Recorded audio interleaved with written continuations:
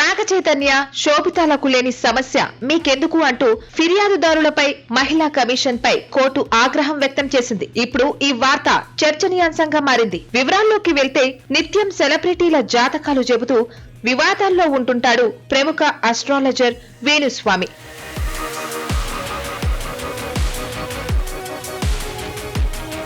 Recent గా అక్కినేని నాగచైతన్య, శోభిత Dhulipala engagement పై చేసిన comments తో మరోసారి తెరపైకి వచ్చాడు. అక్కినేని నాగచైతన్య, శోభిత ధూళిపాల ఎంగేజ్మెంట్ జరిగిన తర్వాత వారి జాతకాలను విశ్లేషిస్తూ ఈ జంట ఎక్కువ రోజులు కలిసి ఉండలేదని, 2-3 సంవత్సరాల్లోనే విడిపోతారన్నాడు. అంతేకాకుండా వీరిద్దరూ విడిపోవడానికి మరో అమ్మాయి కూడా కారణం కానుందని ఒక వీడియో విడుదల చేశాడు. ఇక అప్పటి నుంచి వేణుస్వామిపై 2 తెలుగు రాష్ట్రాల ప్రజలు మండిపడుతున్నారు. చాలా మంది పహాటంగానే వేణుస్వామిని తిడుతూ సోషల్ మీడియాలో పోస్టులు పెట్టి ఎడాపెడా వాయించేశారు. కొంతమంది పోలీస్ స్టేషన్లో ఫిర్యాదు కూడా చేశారు.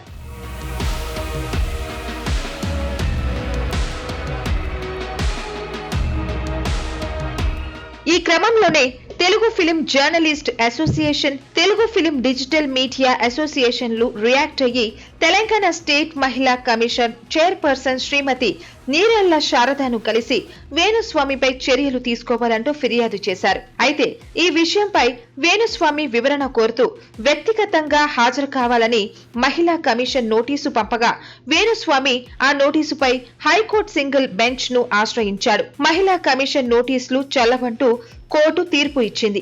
వేణుస్వామి చెప్పిన జ్యోతిష్యంపై నాగచైతన్య, శోభితలకు లేని అభ్యంతరం మీకెందుకు అంటూ ఫిర్యాదుదారులపై మహిళా కమిషన్ పై కోర్టు ఆగ్రహం వ్యక్తం చేసింది. కోర్టు ఇచ్చిన ఈ తీర్పుతో ఇప్పుడు ఈ వార్త ప్రాధాన్యత సంతరించుకుంది.